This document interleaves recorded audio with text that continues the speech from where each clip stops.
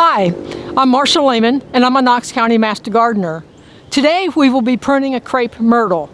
We've done several other Crape Myrtle videos, but this is the first time that we've gotten a hold of a specimen that has never been pruned.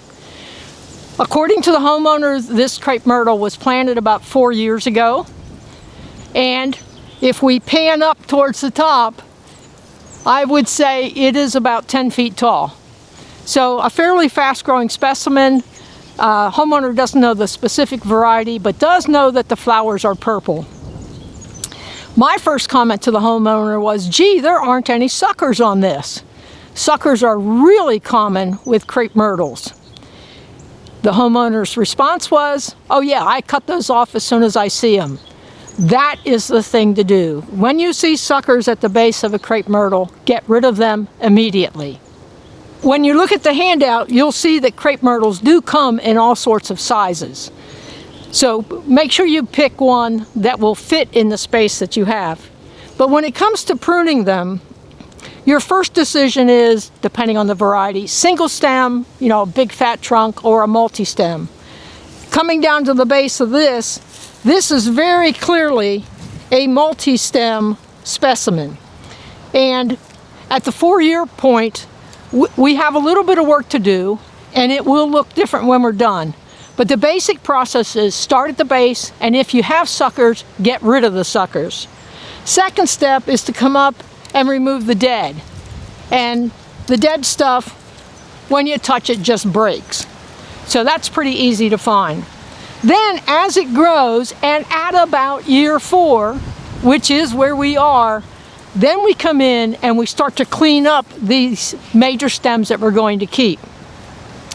But the first issue we have, frankly, even before I start removing dead, is a couple of these need to come out. We currently have 1, 2, 3, 4, 5, 6, 7. And each of those stems over time is going to get 3, 4, 5 inches in diameter. So now is the time to take some of these out. And the ones that I'm targeting are this one on the far left, which grows on the outside and is already starting to rub the one next to it. We have this one that's rubbing this, and it grows largely up through the center. So that's our second candidate to come out. So I'm going to make those first 2 cuts with my folding saw, and we'll come back and show you what it looks like after I've taken that out. I've taken out those 2 that I pointed to. This one, which is just about 1 inch in diameter, and this one, which is larger. That's probably 1.5 inches. And what you can't see on the back side of this stem is where the second branch that I removed was rubbing against it. But on the branch that I did remove, I can show you the beginning of where this branch right here, that is the result of rubbing against this branch. And over time, as each of those stems would grow, that wound would either get bigger or the bark would start to grow together and you would have included bark, which then would require you to take out both of them. So let me toss this and then we'll continue working on this Crape Myrtle. As I walked around the front now to look at this again, I was thinking about starting and cleaning up some of these branches. And then as I followed it down, said, really, this whole stem needs to go. It's not quite rubbing yet, but as each of those stems continues to grow in diameter, it will soon be rubbing and become an issue. So rather than say, watch this for a year and then decide to take it off, I'm going to take this one off today. I'll do that with the folding saw again, and we'll show you what it looks like after that.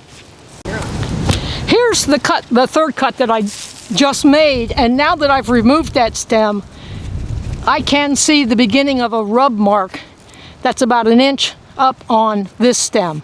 So now we've got nice space. These things can grow and get 3 or 4 inches in diameter. So while I'm down here, I'm just going to start removing some of this little stuff because the goal is to get to the point where the bottom 3 or 4 feet have none of these little branches. So I'm not really assessing, it's just taking it off. So we'll keep that fork, keep this one for now. So I'm not up 4 feet, but I'm easily up 3 feet. And then the other thing I'm looking for are things that want to grow back in towards the center. Again, airflow and sunshine into the center is the big deal. So as I move around, yeah, some of this little stuff just breaks off. You can do that with your fingers. And that makes me wonder about this whole stem. So one way to find out is to come out here and make a cut. And there's actually some green wood out here at the tip. So this is not completely dead. But a lot of the little stuff on it was dead. And a lot of the little stuff you can just brush off with your fingers. Okay, and again, on the side, you can't see it, but we've got a little crack in the bark. And I don't know if that's freeze damage. That looks dead. This wants to grow back in towards the center. Some of that is dead. You can just, it just breaks off easily. And as for, if we pan up towards the top, as for the spent blossoms, it is totally optional whether or not you want to cut those off or not. When it's still this size, it's easy to do. As it gets bigger, that would be impossible to do. So I personally think they provide some winter interest, and I would be inclined to keep them. Mother Nature will eventually knock them off. When I walked around to the front of the crepe myrtle, I realized that this really needs to go just for the basic shape. And that is a lopper cut. This is actually my first lopper cut today. Everything else was either break off dead stuff with my fingers, cut it with a pruning saw, and now a lopper cut. And the direction this one's growing, I'm going to take it off. It's growing out the back. You don't have as good a view of that. This one over time we'll watch. This is the one that I came out, I thought maybe a large portion of it was dead, but this tip is green. So now we have 1, 2, 3, 4, and I think this is worth keeping right now. Again, over time, may decide differently, but that fills it in nicely. Keep cleaning up some of this little stuff in the middle. But yes, the only other thing you could consider doing would be taking the spent blossoms off. But as the crepe myrtle gets bigger and bigger, you would need a ladder to do that. So I would just say, enjoy Mother Nature's winter interest, and don't bother. Don't even get started doing that.